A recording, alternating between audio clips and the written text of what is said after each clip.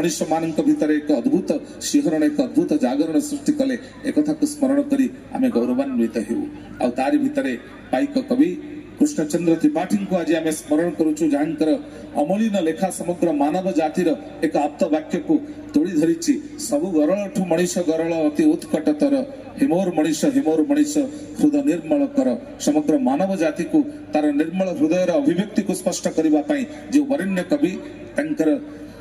उदंत को ए जाति को उपहार भाव में देले तंकर वार्ता को ए जाति को सुनाइले वास्तविक ताहा मध्य आम पे अनन्य अनुभव आनी आज एभली एक विशेष कार्यक्रम रे सबुठारु बड़ कथा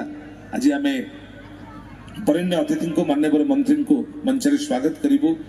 एवं आज वरेण्य अतिथि आम सहित संयुक्त हेबे किंतु सबुठारु बड़ कथा समकाल विशिष्ट सारस्वत साधक मान आज आम एठारे संबर्धना दे निजे गौरवान्वित हेबो एवं ता सहित चिलिका पुस्तक मेला गोटे पुस्तक मेलार प्रकृत परिपाटी केवल पुस्तक भीतर सीमित न थाए साहित्य एवं भाषा साहित्य को आधार करी विविध प्रसंग रे आलोचना को रखी विभिन्न विमर्श को लोकलोचन को आनिबा सहित समस्त भीतर एक पाठ